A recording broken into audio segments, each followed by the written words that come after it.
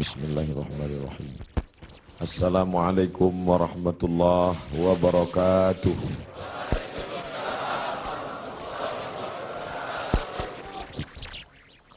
Alhamdulillahi wa kafa, wassalatu wassalamu ala al-habibil mustafa wa ala alihi wa ashabihi ahli tuqa wal wafa. Subhanaka la ilma lana illa ma 'allamtana innaka antal alimul hakim. Rabbi shrah li sadri wa yassir li amri wa hlul 'uqdatam min lisani yafqahu. Yang sama-sama kita hormati Bapak Kapolres, Bapak Dandim atau yang mewakili para alim ulama, hadirin hadirat, muslimin muslimat, jamaah fardu subuh, bil khusus ustazuna, ustaz kita al-mukarram, Ustaz Muzammil Hasbullah yang sudah membimbing, memimpin, membacakan ayat Al-Quran. Allah saja yang dapat membalasnya. InsyaAllah kita semua dimuliakan Allah subhanahu wa ta'ala. Man shalla subha fi jama'atin, siapa yang salat subuh berjamaah, faka'annama shallal laila kullah, mendapatkan pahala seperti salat sepanjang malam. Law ya'lamuna ma fil atamati was subhi, seandainya mereka tahu balasan salat isya dan salat subuh berjamaah, la atauhuma habwan, mereka akan datang walaupun merangkak. Yang lumpuh, yang sakit kaki akan datang walaupun merangkak. Aqimis salata liduluki syamsi ila ghasaqil layli wa qur'an al-fajr. Inna qur'an al-fajri kana mashhuda. Dengan Quran Fajar. Quran Fajar bukanlah Quran yang dibaca di waktu fajar. Quran Fajar adalah salat subuh. Karena salat subuh ayatnya paling panjang, dipersaksikan oleh para malaikat. Salat yang lain disaksikan, dicatat malaikat, tapi khusus salat ini karena ayatnya yang panjang, maka pernah suatu ketika Nabi SAW salat sampai agak memutih, cahaya matahari hampir terbit. Oleh sebab itu subuh ini kita menikmati bacaan dengan suara, dengan hafalan, dengan makharijul huruf, dengan tahsin. Maka kita menikmati salat ini sehingga orang-orang yang sudah terbiasa dengan salat berjamaah seakan-akan dia tidak salat kalau tidak berjamaah. Di antara yang mendapatkan 7 naungan, di antara orang yang mendapatkan naungan Allah 7 golongan, satu di antaranya adalah rajulun qalbuhu mu'allaqun fil masajid, orang yang hatinya tergantung di masjid. Jasadnya boleh di luar, jasadnya boleh di kantor, jasadnya boleh di pasar, tapi ketika hati sudah tergantung di masjid, semua itu berawal dari subuh berjamaah. Mudah-mudahan kita istiqamah insyaallah. Amin ya rabbal alamin. Biasanya Nabi SAW i'tikaf 10 hari saja di bulan suci Ramadan. Tapi ada yang aneh tahun itu. Tahun itu dia i'tikaf selama 20 hari 20 malam. Dia tidak keluar dari Masjid Nabawi. Ada yang aneh, karena yang biasanya 10 hari 10 malam. Kalau kita salat di Masjid Nabawi, tepat di mihrab, maka di samping mihrab sebelah kiri ada satu tiang bernama Ustuwanatus Sarir. Sampai hari ini masih tertulis Ustuwanatus Sarir. Ustuwana artinya tiang, sarir tempat tidur. Karena di bawah tiang itu diletakkan tempat tidur Nabi Muhammad sallallahu alaihi wasallam. Disitulah Nabi i'tikaf. Di samping Ustuwanatus Sarir ada namanya Ustuwanatul Haris. Tiang Haris artinya penjaga. Disitulah tegaknya penjaga Nabi, yaitu Sayyidina Ali ibni Abi Talib radhiyallahu anhu. Di Ustuwanatus Sarir itulah sahabat melihat ketika Nabi terjaga dari tidurnya, bangkit dari berbaringnya, nampak berbekas di pundaknya, yaitu bekas anyaman pelepah korma yang dijadikan sebagai alasnya. Lalu sahabat ingin membelikannya kasur yang empuk, firash, permadani yang lembut, tapi Nabi mengatakan itu tak layak bagiku. Biarlah aku berada di atas anyaman pelepah korma ini saja. berbekas di pundak kulit yang lembut sallallahu alaihi wasallam. Betapa malunya kita yang melekatkan tubuh ini di atas kain yang lembut. Di bawah kain lembut itu ada kasur yang tebal. Di bawah kasur yang tebal itu ada lagi alas yang tinggi. Lalu kemudian kita meminta kepada Allah, wa adkhilnal jannata ma'al abrar, masukkan kami ke dalam surga bersama orang-orang baik, bersama Nabi Muhammad sallallahu alaihi wasallam. Sementara dia berbekas pundaknya karena beralaskan alas yang keras, pelepah korma yang dianyam yang menjadi alas pundaknya yang lembut. Begitulah kehidupan dia. 20 hari 20 malam dia beriktikaf, tidak keluar sama sekali dari Masjid Nabawi. Ma baina baiti wa mimbari, antara rumahku dan mimbarku raudhatun min riyadil jannah, salah satu dari taman-taman surga. Selesai bulan Ramadan, masuk bulan Syawal. Selesai bulan Syawal, masuk Zulqa'dah. Selesai Zulqa'dah, masuk Zulhijjah. Di bulan Zulhijjah beliau melaksanakan haji yang sebelumnya sudah difardukan, tapi barulah dilaksanakan haji tahun itu, disebut dengan haji wada'. Wada', selamat tinggal, karena memang setelah itu Nabi meninggal dunia. Maka pada haji wada' itu dia pergi ke tanah suci Makkah Al-Mukarramah. Ada yang unik, ada yang aneh. Biasanya beliau berkurban kambing, dia potong 1 ekor untuk keluarganya. Hadza li Muhammad, wa untuk keluarga Muhammad. Kemudian dia potong lagi, hadza li ummati Muhammad, ini aku potong untuk umat Muhammad sallallahu alaihi wasallam. Tapi pada saat tahun itu di Mina, beliau tidak menyembelih 2 ekor, tapi beliau menyembelih dengan tangannya sendiri 63 ekor unta. Tepat pada angka 63 dia berhenti dan dilanjutkan oleh Sayyidina Ali sebanyak 37 ekor. Maka lengkaplah 100 ekor. Tidak ada satupun sahabat yang terpikir ada signal, ada tanda sesuatu tentang mengapa berhenti di angka 63. Setelah meninggal dunia 2 bulan sesudah itu. Karena saat itu bulan Zulhijjah, Muharram, Safar, Rabiul Awal. 2 bulan lebih setelah itu barulah semuanya faham mengapa berhenti pada angka 63. Ternyata Nabi tidak ingin satupun tahun hidupnya itu kosong daripada berkurban. Tahun pertama dia potong, tahun kedua sampai 63. Lalu kemudian setelah itu barulah dilanjutkan pemotongan onta itu oleh Sayyidina Ali karramallahu wajhah radhiyallahu anhu. Apa makna di balik itu? Bahwa Nabi tidak ingin ada 1 tahun pun kosong dari kurban. Nabi ingin ada penyembelihan kurban di setiap umur, di setiap usia, di setiap waktu yang dilewati ada penyembelihan kurban. Lagi-lagi ada yang aneh, tidak seperti sebelumnya. Sebelumnya hanya 2 ekor kambing, tapi saat itu dia potong langsung 63, dilengkapkan 37 menjadi 100 ekor. Lalu kemudian sallallahu alaihi wasallam kembali ke kota Al-Madinah Al-Munawwarah. Masuk bulan Muharram, masuk bulan Safar, masuk bulan Rabiul Awal. Lalu kemudian beberapa hari menjelang meninggal, Nabi berziarah ke makam Baqi yang ada di samping Masjid Nabawi sebelah kiri menghadap ke arah kiblat. Pulang dari Baqi, beliau merasakan sakit kepala yang amat sangat keras. Itu dia adukan kepada Sayyidatuna Aisyah Ummul Mukminin radhiyallahu anha. Beliau juga mengadukan bagaimana masih terasa sakit, sisa-sisa tertelan racun yang diberikan seorang perempuan Yahudi dulu beberapa tahun yang lalu, 3 tahun yang lalu, tepatnya di tahun ke-7 ketika orang Khaybar mengundang dia di perkampungan Yahudi Khaybar.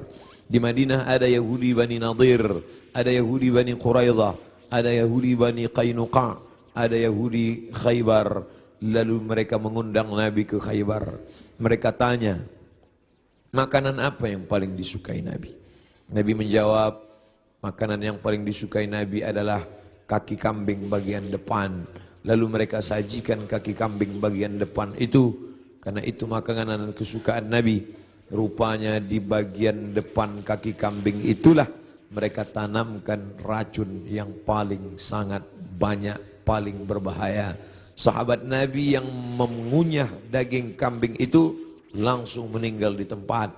Nabi SAW sepakat semua ahli sirah bahwa Nabi memasukkan daging kambing itu ke mulutnya, tapi mereka ikhtilaf tentang menelan. Maka segera Jibril alaihissalam memberitahu bahwa ada racun. Nabi memuntahkannya keluar, tapi ada beberapa tetes air liur masuk ke dalam. Kenapa itu terjadi? Bukankah Allah menjaganya? Bukankah malaikat mendapatkan wahyu, mendapatkan ilham, mendapatkan pesan untuk menjaga Nabi? Kenapa bisa terjadi? Hikmah di balik itu menurut ahli sirah, Allah ingin menyempurnakan nikmat kepada Nabi Muhammad sallallahu alaihi wasallam, bukan hanya sebagai nikmat penutup para nabi dan rasul, tapi juga nikmat sebagai mati sebagai seorang syahid. Dia sudah cukup penutup nabi dan rasul, tapi Allah lengkap, tak ingin hanya sebagai penutup nabi rasul, dia juga meninggal sebagai seorang syahid karena meninggal akibat racun yang tertelan di Khaybar.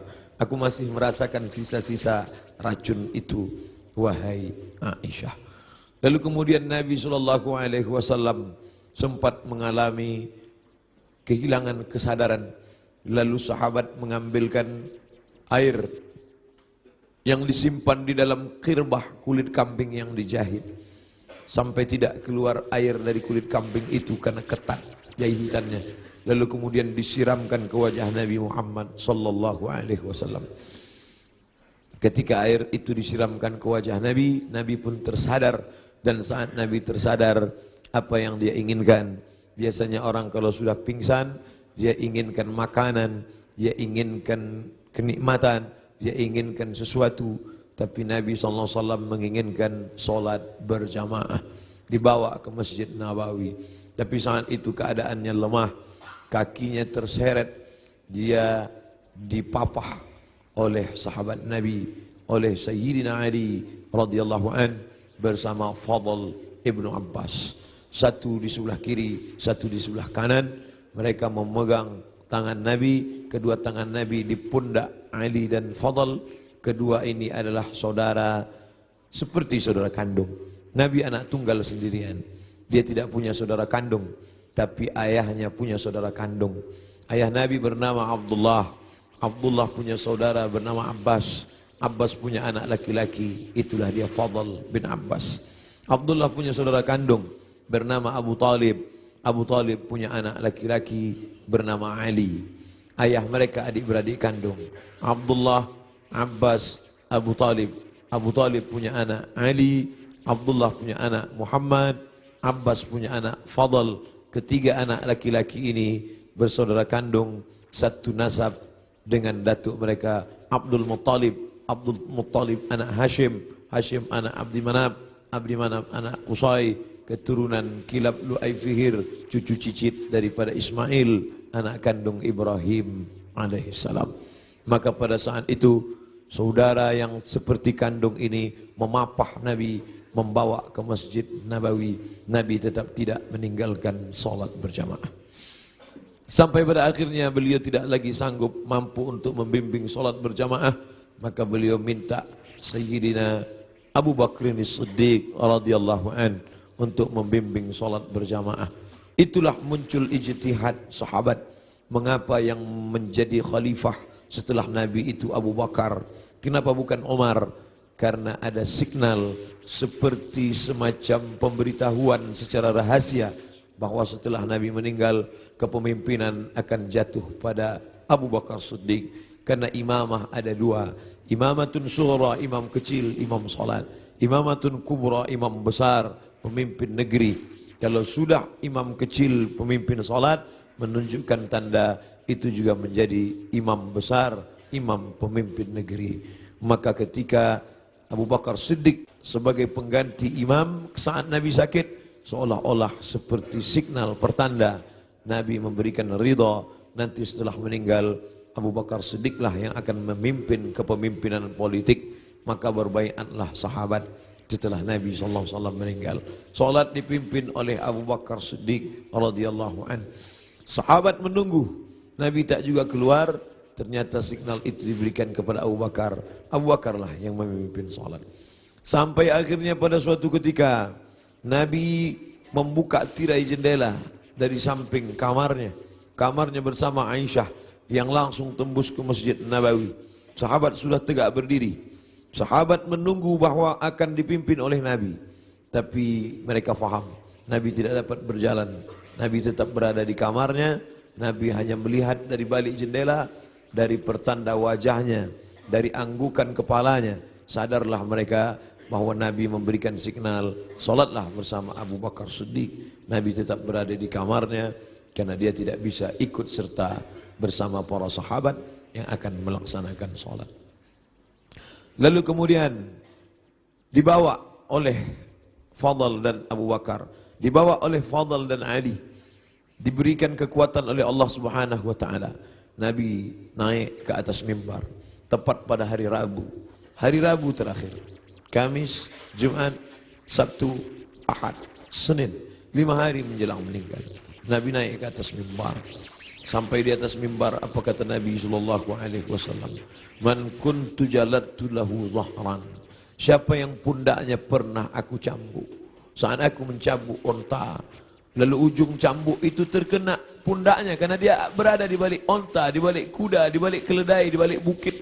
Terkena ujung cambuk itu. Lalu dia merasa sakit hati. Tapi dia tidak mau menuntut karena dia segan.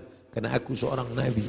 Man kuntu jalattu lahu dhahran. Siapa yang pundaknya pernah aku cambuk, hadza dhahri, ini pundakku, ini pundak Muhammad. Falyastaqid minhu, silakan balas. Sahabat semua terdiam. Sahabat tahu masa-masa perpisahan itu pasti akan datang. Nabi minta maaf. Siapa yang kulitnya pernah aku sakiti, ini pundakku, silakan balas. Semua sahabat terdiam. Man kuntu syatamtu lahu irdan. Siapa yang pernah cakapku kasar, menyinggung perasaannya. Man kuntu syatamtu lahu irdan. Siapa yang pernah aku caci maki, andai datang keluar kata-kata kasar dari lidahku, lalu kemudian hatinya tersinggung, hadza irdi, ini harga diri Muhammad. Falyastaqid minhu, silakan balas. Semua sahabat terdiam. Tak ada sahabat yang ingin membalas. Mereka mengikhlaskan semua. Andai pernah tercambuk pundak mereka, ya Rasulullah, jangankan pundak, nyawa kami berikan untuk engkau. Saat gigimu patah, saat pelipismu berdarah, sahabat menghunuskan pedang di tengah pasukan berkobar pada perang Uhud. Mereka masuk, dijamin pasti 99,9% akan mati. Mereka memberikan nyawanya untuk Nabi Muhammad sallallahu alaihi wasallam. Abu Bakar Siddiq, hartanya, emasnya sampai berbungkal dia berikan untuk biaya hijrah. Jangankan nyawa, jangankan harta, semua kami berikan untukmu ya Muhammad. Semua sahabat terdiam. Lalu kemudian Nabi bertanya, siapa yang pernah aku pinjam uangnya dan belum dibayar? Kemudian tegak seorang sahabat, innalaka alayya 3 darahim. Engkau ada utang 3 dirham ya Muhammad. Engkau pernah pinjam uang 3 darahim, 3 dirham dan belum terbayar. Apa kata Nabi kepada Fadl? Fadl duduk di samping mimbar. Idfa ya Fadl. Bayarkan wahai Fadl.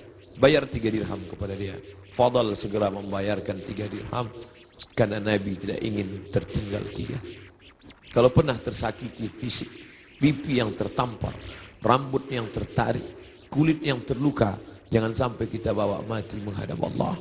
Kalau pernah ada hati yang tersakiti, jangan sempat ada hati orang yang sakit, maka mintalah maaf.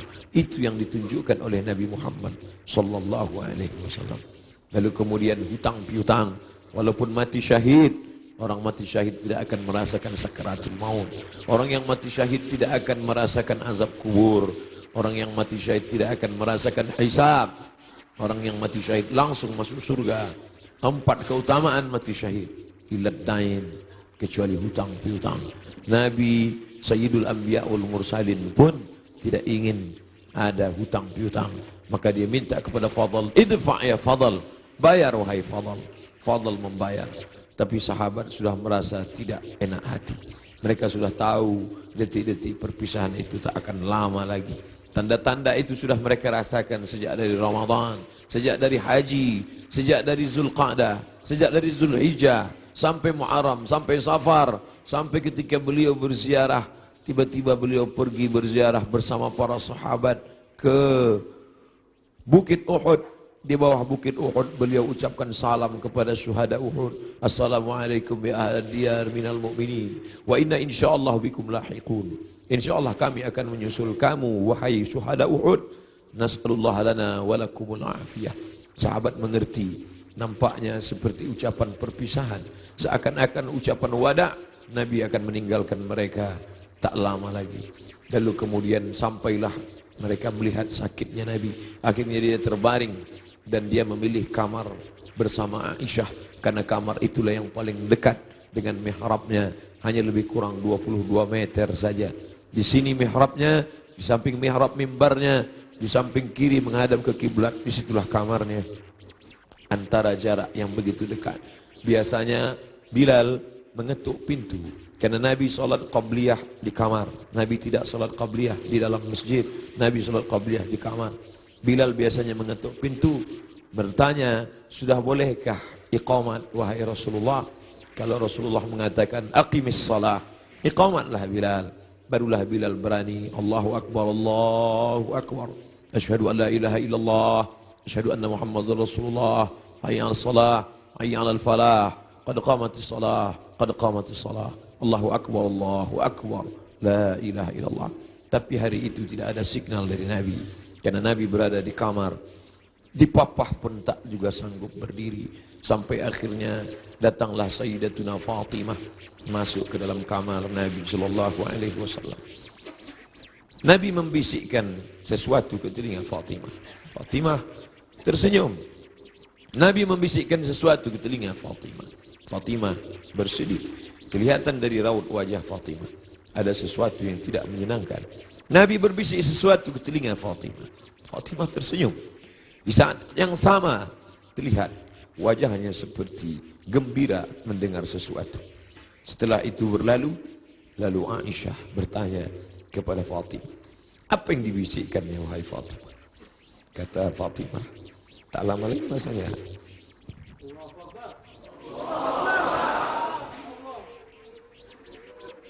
Tak lama lagi masanya aku akan menghadap Allah SWT. Inilah masa-masa terakhir. Aku akan bersama dengan kalian. Kenapa Fatimah tersenyum? Karena Nabi berbisik, engkau adalah orang pertama yang akan menyusul di antara keluarga aku. Engkau adalah orang pertama yang akan bersama dengan aku.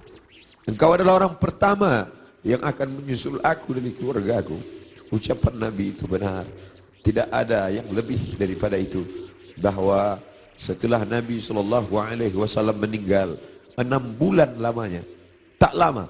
Hanya 6 bulan saja setelah itu.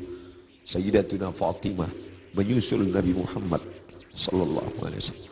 Anaknya dikatakan Nabi, Innal Hasan wal Husain Sayyida syababi ahlil jannah. Sesungguhnya Sayyidina Al-Hasan, Sayyidina Al-Husain adalah dua pemimpin pemuda surga. Pemuda-pemuda yang salat subuh ini, pemuda-pemuda ahli surga ini akan dipimpin oleh Sayyidina Al-Hasan, Sayyidina Al-Husain. Fatimah, Sayyidatu nisa'i ahli jannah. Perempuan-perempuan yang hadir di majlis ilmu ini, perempuan-perempuan salihah yang hidup bersama kita saat ini, mereka akan masuk surga dipimpin oleh Sayyidatu nisa'i ahli jannah, yaitu Khadijah, yaitu Sayyidatuna Fatimah, buah pernikahan Nabi dari Sayyidatuna Khadijah Al-Kubra. Itu yang membuat Fatimah tersenyum. Bagaimana rasanya ketika kebahagiaan bersatu dengan kesedihan? Satu sisi merasa bersedih karena akan berpisah dengan Nabi, tapi tidak lama Fatimah. Perpisahan itu tidak lama Fatimah, hanya sekedar 6 bulan saja. Setelah itu engkau akan menyusul. Engkau akan menyusul. Allahumma salli ala Sayyidina Muhammad. Allahumma salli ala Sayyidina Muhammad. 14 abad yang lalu kisah itu terjadi. Tapi seakan-akan kita bersama dalam ruangan itu, bersama Aisyah, bersama Fatimah. Mudah-mudahan kesusahan kita ini akan membuat kita dekat dengan Nabi SAW. Tidak ada yang bisa menguatkan jiwa kita selain daripada takbir Allahu Akbar. Jangan biarkan jiwa ini larut bersama kesedihan. Tidak layak untuk sedih, karena orang-orang beriman dia mesti kuat. Allah bersama dia, Rasulullah SAW selalu bersama dia. Kita tetap berselawat, kita tetap agungkan Allah. Mengapa kita mesti rapuh? Mengapa kita mesti bersedih? Orang beriman itu, ala inna awliya Allah, ketahuilah wali-wali Allah, orang-orang yang menolong agama Allah, la khaufun alaihim walahum yahzanun. Tak ada takut dalam hati mereka, tak ada takut dalam jiwa mereka. Walahum yahzanun, mereka tidak bersedih hati. Yang tidak boleh hanya memukul-mukul pipi, menarik-narik kantong, menarik-narik rambut, menyobek-nyobek baju. Laisa minna man darabal khudud wa syaqqal juyub. Siapa yang memukul pipi, siapa yang menarik rambut, siapa yang merobek kantong, bukan umat Muhammad sallallahu alaihi wasallam. Adapun meneteskan air mata, Nabi pun menangis ketika anaknya Ibrahim meninggal dalam usia 18 bulan. 18 bulan umur anak kesayangan itu meninggal, meleleh air mata Nabi. Kenapa engkau menangis ya Rasulullah? Amatarda ya Rasulullah? Apakah engkau tidak ridha atas ketetapan Allah ini? Aku ridha, kata Nabi. Lalu kalau ridha, kenapa engkau menangis? Ungkapan kasih sayang. Air mata ungkapan kasih sayang.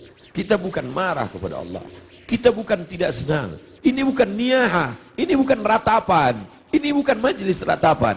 Ratapan adalah sumpah serapah. Mengapa anakku yang meninggal? Mengapa menantuku yang meninggal? Mengapa suamiku yang meninggal? Kita tidak meratap.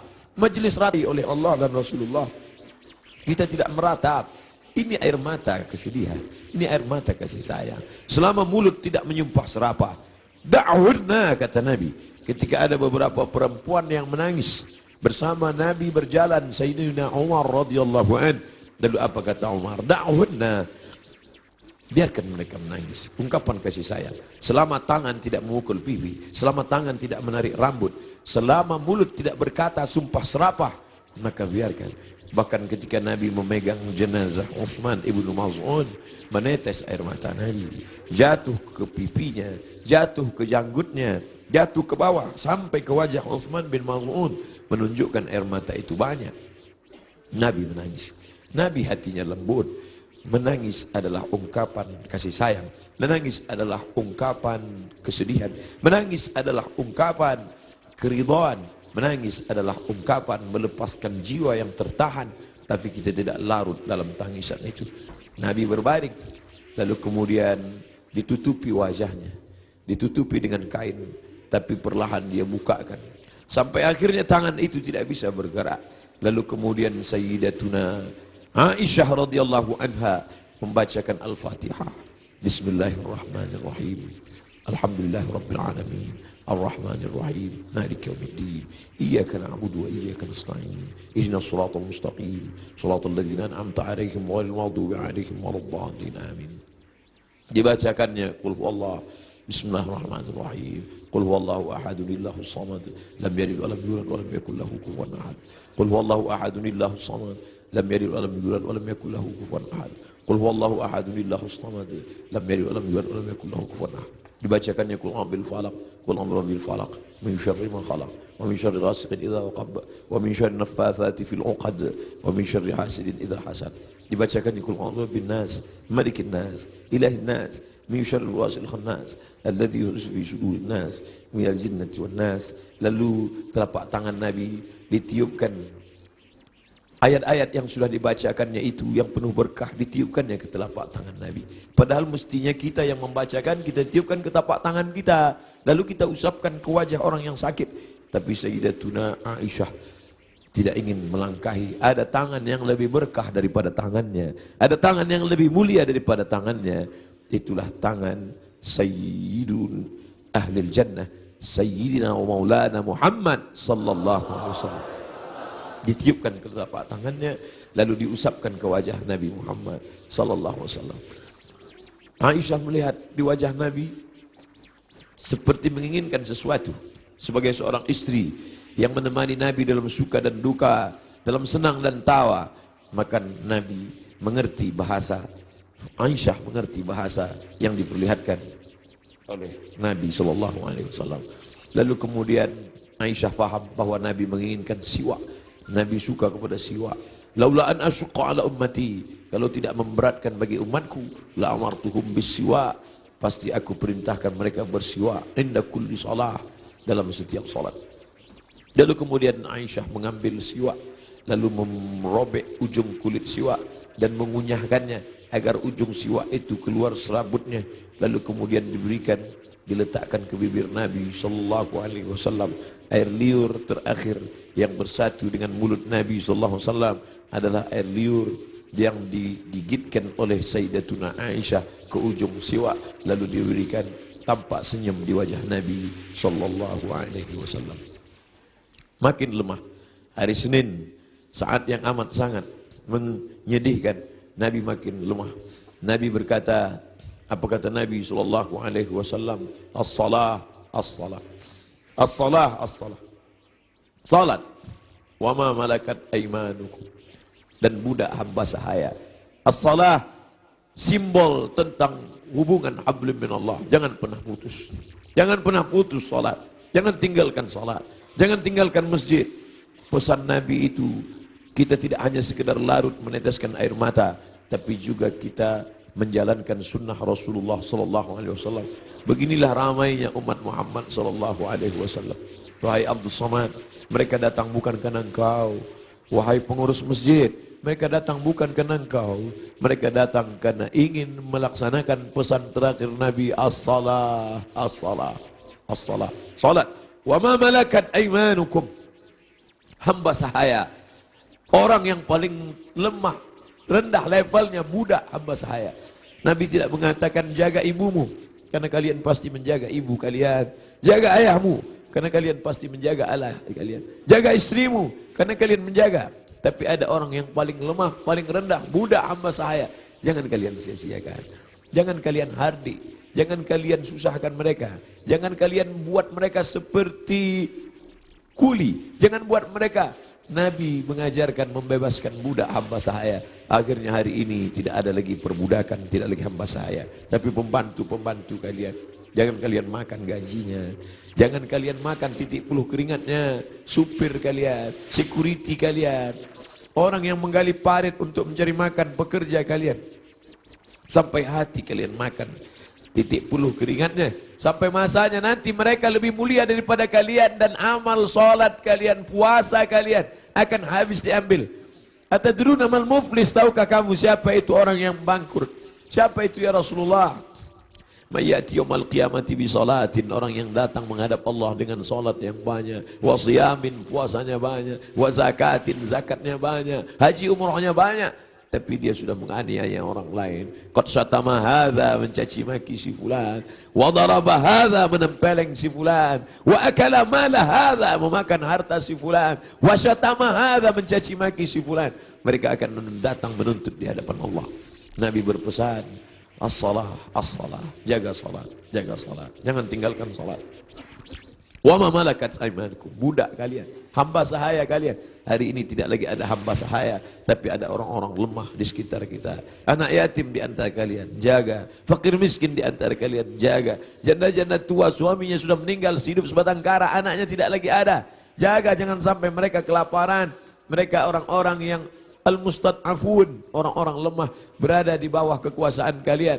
Maka tolong bantu mereka.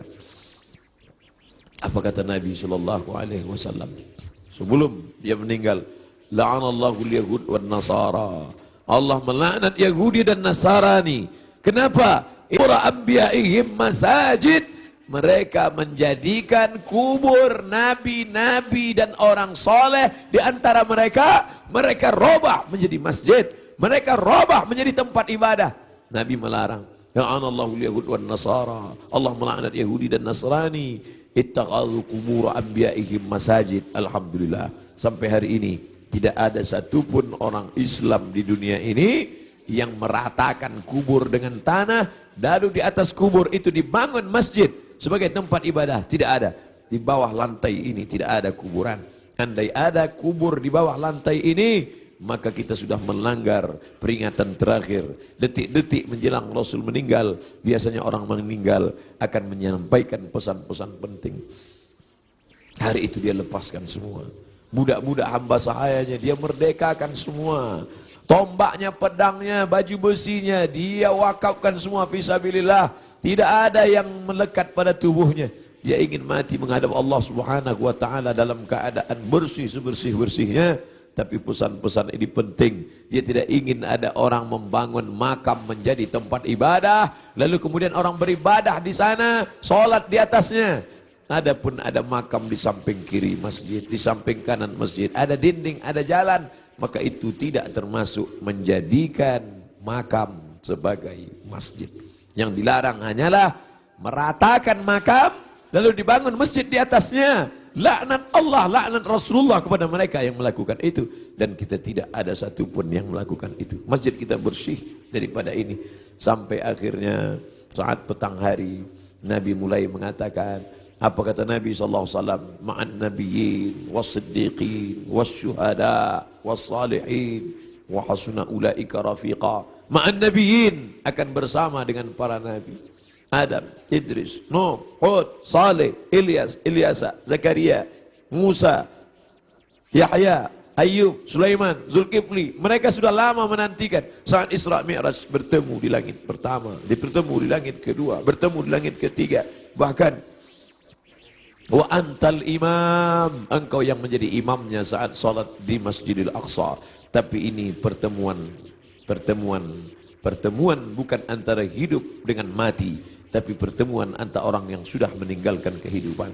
Ma'an nabiyyin, akan bersama dengan para nabi. Was-siddiqin, akan bersama dengan para siddiqin, orang-orang yang benar. Was-syuhada, akan bersama dengan orang yang mati syahid. Was-salihin, akan bersama dengan orang-orang yang saleh.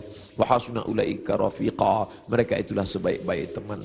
Kalian sahabat-sahabat, kalian adalah orang-orang baik, tapi aku akan bertemu dengan orang yang lebih baik. Siapa dia? Para nabi, was-siddiqin, was-syuhada, was-salihin.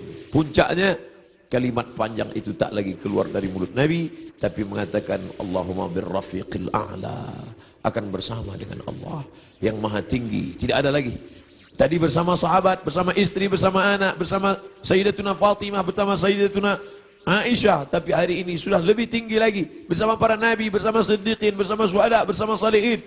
Tapi setelah itu hanya tinggal satu, Allahumma amir rafiqil a'la, bersama Allah Subhanahu wa taala. Nampak perlahan roh itu keluar dari jasad Nabi SAW di kamar yang agung dan mulia, di tempat yang mulia. Antara kamar itu dan mimbar, ma baina baiti wa mimbari raudhatun min riyadil jannah. Meninggallah Nabi Muhammad sallallahu alaihi wasallam. Inna lillahi wa inna ilaihi raji'un. Sampai berita itu kepada sahabat. Ada sahabat yang tak tahan, mangkat tersedak sampai ke kerongkongan. Tapi berita itu sampai kepada Sayyidina Umar bin Khattab. Umar orang yang amat sangat hebat. Sebelum Umar masuk Islam tidak ada orang yang berani membaca Al-Quran dengan suara keras. Semuanya bersembunyi. Tapi begitu Umar masuk Islam, orang berani. Begitu juga respon kepada Umar. Begitu sampai berita kepada Umar, wahai Umar, Nabi Muhammad SAW sudah meninggal, wahai Umar. Umar mencabut pedangnya. Man qala inna Muhammadan qad mata. Siapa yang mengatakan Muhammad mati, akan aku pancung kepalanya, kata Umar. Siapa yang berani mengatakan Muhammad mati, akan aku pancung kepalanya, kata Umar. Saat itu datang Abu Bakar Siddiq. Datang Abu Bakar Siddiq membacakan ayat, wa ma Muhammadun illa rasul. Wa ma Muhammadun illa rasul. Muhammad bukan Tuhan. Muhammad hanyalah seorang rasul.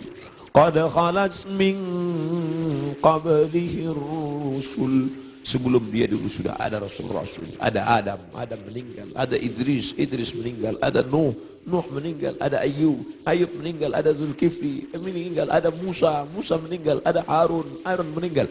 Qad khalat min qablihi rusul afa immata, kalau dia meninggal, au qutila, atau dia dibunuh orang, inqalabatum ala a'qabikum. Apakah kalian akan meninggalkan agama ini? Apakah kalian akan murtad? Begitu mendengar ayat itu. Padahal Umar bin Khattab hafal Quran. Padahal Umar bin Khattab termasuk 40 sahabat kutabul wahyi, penulis wahyu. Tidak hafalkah dia ayat itu? Dia hafal Quran, dia penulis wahyu.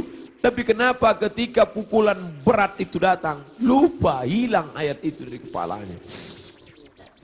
Maka kita pun begitu dalam hidup ini. Kadang ketika pukulan berat itu datang, kita perlu sahabat, kita perlu teman-teman. Saat ini Abdul Somad yang mengingatkan, saat ini Abdul Somad yang membacakan. Tapi sampai masanya pukulan berat itu datang bertubi, Abdul Somad pun lupa. Siapa yang akan mengingatkan dia? Ada sahabat-sahabat, sahabat-sahabat dakwah semua. Abdul Somad bukan guru, Abdul Somad bukan imam, Abdul Somad bukan syekh, Abdul Somad bukan habib. Abdul Somad hanyalah seorang sahabat dakwah yang saling mengingatkan, watawasau bil haq, watawasau bis sabr. Kan engkau saudaraku, tapi besok aku boleh lupa, besok aku boleh lalai. Kalian yang akan mengingatkan. Ustaz Somad dulu yang ceramah tentang ini, Ustaz Somad dulu yang ini. Kenapa engkau lupa Ustaz?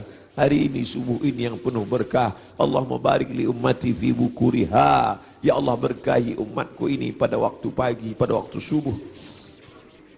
Lalu kemudian berita itu sampai kepada Umar. Umar tak dapat menguasai jiwanya. Ternyata cinta mengalahkan ayat. Ternyata cinta mengalahkan semuanya. Tapi ada orang tua yang santun membuat pedang itu terjatuh. Bagaimana dengan sahabat yang lain? Bilal tidak sanggup tinggal di kota Al-Madinah Al-Munawwarah. Bagaimana mungkin dia bisa sanggup tinggal di sana? Setiap subuh dia akan mengetuk pintu itu. Dan mulai besok Selasa, kalau dia ketuk pintu itu tidak ada lagi yang keluar dari kota. Bagaimana mungkin dia sanggup tinggal di sana? Dia tinggalkan kota Madinah. Dia pergi ke negeri Syam di Damaskus. Bilal tak sanggup memandangkan azan. Bilal pergi ke negeri Syam. Dia tinggalkan kota Al-Madinah Al-Munawwarah. Dia pergi ke negeri Syam. Sampai akhirnya Anas bin Malik pergi pindah ke Basrah. Anas bin Malik sahabat yang terakhir meninggal di Basrah tahun 93 tahun 94 Hijrah. Mereka tidak sanggup. Mereka tidak sanggup tinggal di sana. Sebagian sahabat menetap karena kekuatan iman, kekuatan cinta. Tapi sebagian sahabat juga harus menghindar jauh karena kerinduan yang begitu mendalam. Sampai akhirnya Bilal tetap menetap di sana. Sampai akhirnya Umar merasa perlulah Bilal kembali sekali-sekali. Datanglah Bilal ke kota Al-Madinah Al-Munawwarah. Aku tidak sanggup, kata Bilal. Bagaimana aku akan mengumandangkan azan di sana? Yang biasanya kalau aku mengumandangkan azan, setelah itu aku iqamah. Kalau aku iqamah ada yang keluar dari kamar itu. Nanti kalau aku iqamah tidak ada yang keluar dari sana. Tidak sanggup aku. Sampai akhirnya datang Sayyidina Al-Hasan, Sayyidina Al-Husain. Bilal tidak sanggup menolak. Ini yang meminta adalah cucu Nabi Muhammad sallallahu alaihi wasallam. Datanglah Bilal ke kota Al-Madinah. Kami tahu cintamu kepada Nabi luar biasa. Kami tahu engkau bersama dengan Nabi sallallahu alaihi wasallam. Kami tahu bahwa engkau amat sangat kagum besar cintamu. Tapi datanglah. Bilal tak sanggup menolak. Yang akan dia temui ini bukan orang biasa, tapi cucu yang mengalir darahnya. Maka dia datang. Hari itu Bilal datang ke kota Al-Madinah. Bilal mengumandangkan azan subuh. Terdengar suara Bilal. Allahu Akbar, Allahu Akbar. Sahabat mendengar suara yang tak pernah mereka dengar. Itu suara orang yang dulu ketika azan berkumandang, pasti Nabi akan keluar. Kalau begitu Nabi hidup lagi, kata mereka. Itu dulu suara. Dulu sudah lama kami tak mendengar suara itu. Berarti dia sekarang sedang berada di Madinah. Berarti dia sedang datang sekarang. Kami ingin mendengarnya. Kami ingin. Ramai sahabat Nabi datang berbondong-bondong. Ramai mereka datang ke Masjid Nabawi. Karena mereka yakin dan percaya. Kalau suara itu keluar, Nabi pasti akan datang. Tapi ternyata tidak. Ketika Bilal mengumandangkan azan, mereka hanya berjumpa dengan Bilal. Mereka hanya berjumpa dengan Sayyidina Husain, cucu Nabi Muhammad sallallahu alaihi wasallam. Kita tak pernah bersedih. Kita tak pernah bersedih. Kita hanya mengucapkan setiap hari, Assalamu alayka ayyuhan nabiyyu wa rahmatullahi wa barakatuh. Nanti kalian akan minum dari telaga ini. Nabi naik ke atas mimbar, aku lihat ada telaga, kata Nabi. Ada telaga Haud dan kalian akan minum di sini. Siapa yang minum dari sana ya Rasulullah? Ikhwani, ikhwani, saudaraku akan minum dari sana. Kamikah itu ya Rasulullah? Enggak. Antum ashabi, kalian sahabatku. Kalian sahabatku. Kalian sahabatku. Yang akan minum nanti di sini ikhwani. Siapa itu ya Rasulullah? Amanu bi walam yarawni. Mereka beriman kepadaku padahal tak pernah melihat aku. Mudah-mudahan kita termasuk di sana. Aku bukan orang Arab, aku tidak Quraisy, aku tidak pernah bersamanya, tapi aku berharap, kita semua berharap 14 abad jarak kita dengan dia, 1439 tahun yang lalu jarak kita dengan dia. Dia sudah memikirkan kita, patah giginya, berdarah pelipisnya, berdarah kakinya. Sahabat berkata, engkau punya doa mustajab ya Rasulullah, engkau punya doa makbul ya Rasulullah. Kau doa sekali saja rata mereka dengan tanah, kau doa sekali saja mati mereka ya Rasulullah. Mintakan doa itu ya Rasulullah. Allahumma salli ala Sayyidina Muhammad. Sekali saja engkau berdoa ya Rasulullah, akan mati mereka semua. Kata Rasulullah, tidak, doa itu aku simpan. Untuk siapa? Untuk kalian nanti di padang mahsyar. Aku simpan doa itu syafaatan li ummati. Dia pikirkan kita 14 abad yang lalu. Apa yang kita lakukan untuk agamanya ini? Apa yang sudah kita buat? Orang-orang kaya, tolonglah agama Allah ini. Kalian dirikan MDA. Tolong fakir miskin. Air mata tidak cukup untuk menolong agama Rasulullah SAW. Pemimpin-pemimpin, raja-raja, sultan-sultan, kalian semua akan mati menghadap Allah. Satu-satunya syafaat hanyalah syafaat Rasulullah SAW. Subuh ini, bapak-bapak dari kepolisian, bapak-bapak dari TNI, hadirin hadirat sekalian, kita semua insya Allah mendapat syafaat Nabi Muhammad SAW. Cinta kita mendalam. Abdul Somad, kau bukan siapa-siapa. Mereka mendengar kau bicara karena yang keluar dari mulutmu itu hanyalah sabda Rasulullah SAW. Kau hanya meminjam kemuliaannya. 0,001% yang dipinjamkannya ke mulutmu. Kau hanya cerita tentang dia. Mereka sayang kepadamu karena dia. Allahumma salli ala Sayyidina Muhammad. Kami cinta kepada Allah, kata Yahudi. Kami cinta kepada Allah, kata Nasrani. Kami cinta kepada Allah. Qul, katakan, in kuntum tuhibbunallah. Kalau memang betul kalian cinta kepada Allah, fattabi'uni, ikuti aku. Tidak ada yang diterima di akhirat kecuali orang yang mengikuti Muhammad. Asyhadu an la ilaha illallah wa asyhadu anna Muhammadan Rasulullah. Kerinduan kita kepada dia.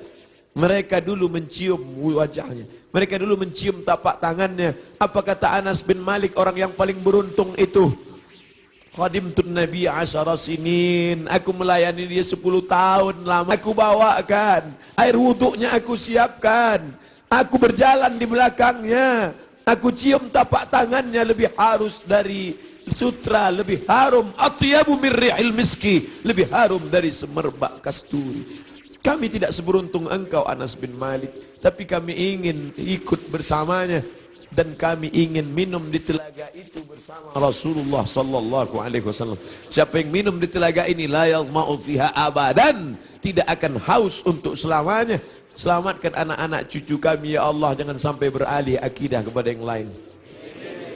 Kerinduan kita kepada dengan 1, dengan 2, dengan 3, tolong agamanya. Tolong agamanya dan kita perbanyak selawat. Asal datang rindu dalam hati selawat. Allahumma salli ala Sayyidina Muhammad wa ala ali Sayyidina Muhammad. Tapi dia juga masih punya keturunan-keturunan. Ada keturunan-keturunan itu yang tetap terjaga. Para habaib kita, Habib Umar bin Hafiz, para ahli bait yang ahlu sunnah wal jamaah, ahli bait yang mencintai Umar tapi juga mencintai Ali, ahli bait yang mengagungkan Ali tapi juga tidak mencaci maki Abu Bakar, Umar, Uthman. Karena ada juga yang mencaci maki Abu Bakar, Umar, Uthman. Ikutlah ahli bait, ikutlah keturunan Rasulullah sallallahu alaihi wasallam yang tidak membeda-bedakan antara sahabat. Mereka tetap berkata Abu Bakar Siddiq radhiyallahu an, Umar ibn Khattab radhiyallahu an. Para habaib, Habib Ahmad Al-Kaf, Habib Jindan, Habib Zain ibn Sumaid, para habaib yang tak mungkin saya sebutkan satu persatu. An asila ila qarabati Rasulillah sallallahu alaihi wasallam, menyambung hubungan dengan para habaib keturunan Rasulullah. Ahabbu ilayya, lebih aku cintai min an asila ila qarabati, daripada menyambung hubungan dengan kerabatku sendiri. Motivasi itulah yang membuat al-fakir yang hina datang menjumpai Habib Rizik Syihab, mencium tangannya, memeluknya, karena dia salah satu dari bagian keturunan Rasulullah sallallahu alaihi wasallam yang berpegang teguh kepada ahlu sunnah wal jamaah. Kita muliakan mereka bukan hanya sekedar darahnya mengalir dalam darah mereka, darah Nabi ada dalam darah mereka, tapi juga karena mereka memperjuangkan syariat datuk mereka. Kita ikut bersama mereka. Yang kita inginkan adalah kita semua bersama, anak, istri, keturunan, cucu, cicit, sahabat, kerabat, jamaah, bersama dengan Nabi Muhammad sallallahu alaihi wasallam. Ala hadhihi niyyah wa kulli niyatin salihah. Al-Fatihah. A'udzu billahi minasy syaithanir rajim. Bismillahirrahmanirrahim. Alhamdulillahi rabbil alamin. Arrahmanir rahim. Maliki yaumiddin. Iyyaka na'budu wa iyyaka nasta'in. Ihdinas siratal mustaqim. Siratal ladzina an'amta 'alaihim ghairil maghdubi 'alaihim waladdallin. Amin. Alhamdulillahi rabbil alamin. Wassalatu wassalamu ala ashrafil anbiya'i wal mursalin sayyidina wa maulana Muhammad wa ala alihi wa sahbihi ajma'in. Allahumma arzuqna rizqan halalan tayyiban mubarakan fih. Berikan kami rezeki yang halal yang penuh berkah supaya bisa kami berkunjung ke Baitullah. Rabbana ighfir lana dzunubana, ampunkan dosa kami ya Allah. Wali walidina, ayah kami ya Allah. Melepuh kulitnya mencarikan rezeki yang halal untuk biaya sekolah kami, untuk makan kami.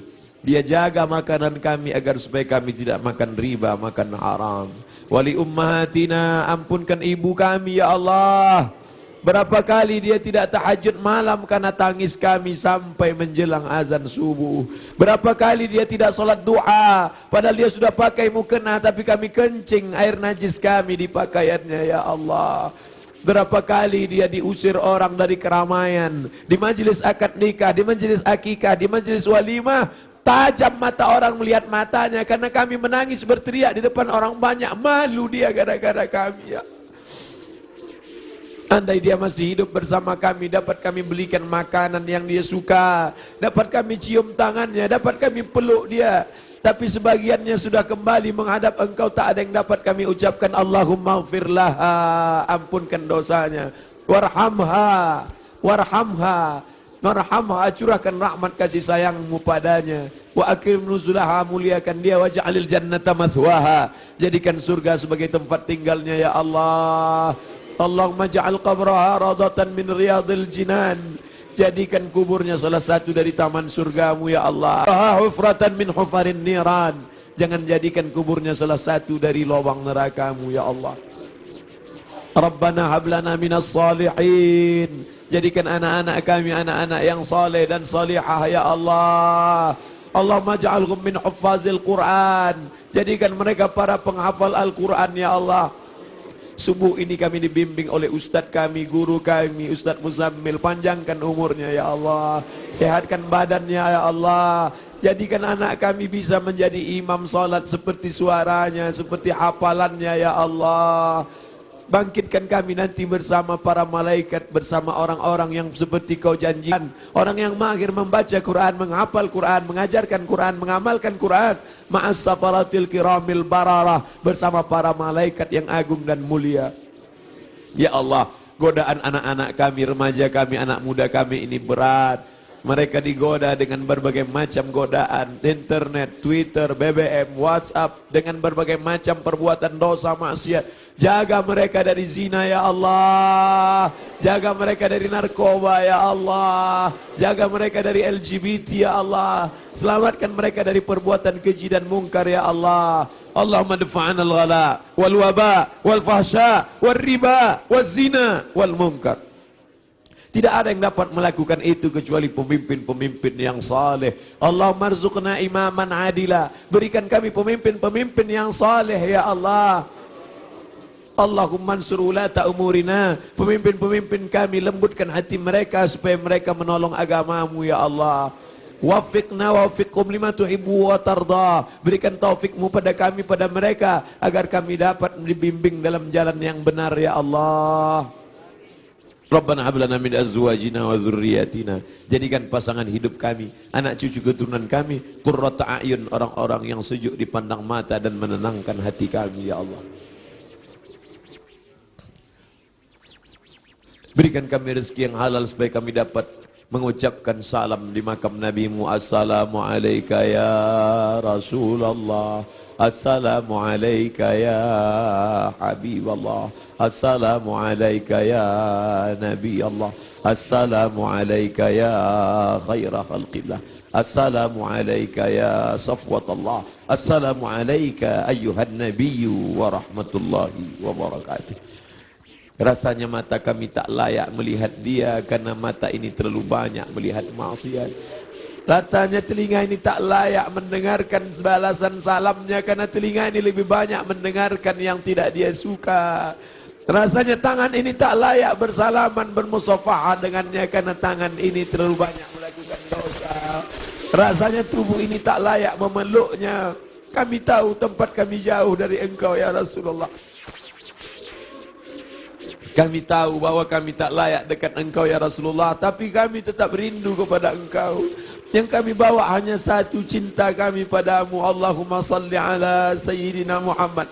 Engkau janjikan lewat sabdamu bahwa orang yang paling dekat dengan Engkau, orang yang paling banyak berselawat. Itulah yang dapat kami pegang sampai hari ini. Allahumma salli ala Sayyidina Muhammad. Kami tidak kaya. Andai kami kaya tentu dapat kami bangun masjid yang besar. Andai kami kaya dapat kami sekolahkan anak yatim. Andai kami kaya tentu kami akan dapat membangunkan rumah panti jompo karena cinta kami padamu. Tapi kami juga dalam keadaan susah ya Rasulullah. Kami hanya bisa mengucapkan Allahumma salli ala Sayyidina Muhammad. Tapi kami tahu bahwa Engkau tak akan mencia-ciakan, tak akan Kau sia-siakan cinta kami kepadamu ya Rasulullah. Ilahi latulil firdausi ahla. Aku tahu aku tidak layak masuk ke dalam surgamu ya Allah. Wala aqwa 'ala naril jahimi, tapi aku juga tidak kuat masuk dalam nerakamu ya Allah. Dzunubi mithlu a'dadir rimali. Dosa-dosa kami semuanya buih di lautan, semuanya pasir di pantai. Fa innaka ghafirudz dzambil 'azim. Tapi kami yakin Engkau Maha Pengampun, Engkau Maha Pemaaf. Ampunkanlah segala dosa kami ya Allah. Rabbana ighfir lana, masa muda kami yang penuh dengan maksiat dan dosa, ampunkan dosa kami ya Allah. Rabbana ighfir lana dzunubana wa li ikhwanina, saudara-saudara kami yang sudah berbuat baik pada kami, tak dapat kami membalas budi baik mereka, silap mereka, salah mereka, ampunkan dosa-dosa mereka ya Allah. Allahumma inna nas'aluka salamatan fid din. Kuatkan akidah anak-anak kami sehingga mati kami dalam husnul khatimah. Wa afiatan fil jasad. Sehatkan badan kami supaya kami bisa menolong agamamu ya Allah. Sehatkan bapak-bapak polisi kami supaya bisa menolong agamamu ya Allah. Sehatkan bapak-bapak TNI kami supaya bisa menolong agamamu ya Allah. Sehatkan pemimpin-pemimpin bangsa ini supaya bisa menegakkan bersyariat ya Allah. Kami cinta negeri kami. Kami cinta saudara-saudara kami yang minoritas. Doa kami kepada Engkau, Allahumma hdi qaumana fa innahum la ya'lamun. Berikan mereka hidayah ya Allah. Kami tidak datang sebagai pelaknat penghuni neraka jahanam. Kami tidak datang melaknat mencaci maki. Kami hanya datang sebagai penebar rahmat seperti Kau utus Nabi Muhammad arsalnaka ila rahmatan lil alamin. Wa barakatan fir rizqi, berikan berkah pada rezeki kami supaya bisa kami masukkan anak kami ke pondok pesantren, supaya bisa kami bantu ma'ad madrasah diniyah awaliyah, madrasah ibtidaiyah, wa barakatan fir rizq wa taubatan qablal maut. Beri kami taubat sebelum mati ya Allah, wa rahmatan indal maut. Curahkan rahmatmu ketika kami nanti mati ya Allah, wa maghfiratan ba'dal maut. Berikan kami ampunan sesudah mati. Allahumma hawin alaina fi sakaratil maut. Kematian yang dikatakan nabimu seperti tebasan pedang di tempat yang sama beratus kali. Kematian seperti kambing yang dikuliti hidup-hidup. Kematian seperti mata kail pancing yang ditarik dari kulit yang basah. Ringankan kami waktu sakaratul maut ya Allah. Allahumma hawin alaina fi sakaratil maut. Ringankan kami waktu sakaratul maut ya Allah. Dulu saat anak kami lahir, buah hati belayan jiwa. Saat dia lahir, kami yang membisikkan ke telinganya sayup-sayup, asyhadu an la ilaha illallah. Kami tidak ingin anak kami itu kaya tapi tidak mengenalmu. Kami tak ingin anak kami itu punya jabatan tapi tidak beriman kepadamu. Kami tak ingin anak kami itu masyhur terkenal tapi melupakanmu. Kami ingin saat kami mati sakaratul maut, anak kami lah yang berbisik ke telinga kami, la ilaha illallah. Dia yang kami besarkan dengan titik peluh keringat dan air mata. Kami ingin anak kami itulah yang nanti berkirim doa, Rabbil firli wali walidayya warhamhuma kama rabbayana saghira. Ya Allah, Engkau berjanji, ainani, ada dua mata, la yamassuhuman nar, ada dua mata yang tidak akan tersentuh api neraka. Ainun bakat min khasyatillah, jadikanlah air mata kami ini kami menangis karena takut kepadamu ya Allah. Jadikanlah air mata subuh ini bukan ratapan, bukan ni'ah. Air mata ini air mata yang menangis karena kami takut kepadamu ya Allah. Selamatkan kami dari riya, selamatkan kami dari sum'ah, selamatkan kami dari takabur, selamatkan kami dari sombong, selamatkan dari hasad. Wala taj'al fi qulubina ghilla, jangan jadikan di hati kami ini hasad, benci kepada saudara kami yang seiman ya Allah. Rabbana zalabna, kami sudah menzalimi diri kami. Wa illam taghfir lana, kalau kau tidak mengampuni kami. Wa tarhamna, kalau kau tidak merahmati kami. Lanakunanna minal khasirin. Rabbana atina fid dunya hasanah wa fil akhirati hasanah wa qina adzaban nar. Wa sallallahu ala sayyidina wa maulana Muhammad wa ala alihi wa sahbihi wasallam. Walhamdulillahi rabbil alamin. Taqabbalallahu minkum minna wa minkum taqabbal ya karim. Terima kasih segala perhatian. Mohon maaf segala kekhilafan. Jangan lupa saling mendoakan. Kita berpisah tapi hubungan kita tak putus. Satu permintaan Ustaz Abdul Somad, nantikan Ustaz Abdul Somad dalam husnul khatimah. Wassallallahu ala sayyidina Muhammad wa ala alihi wasallam walhamdulillah rabbil alamin. Wassalamualaikum warahmatullahi wabarakatuh. Beriring dengan selawat. Salatullah salamullah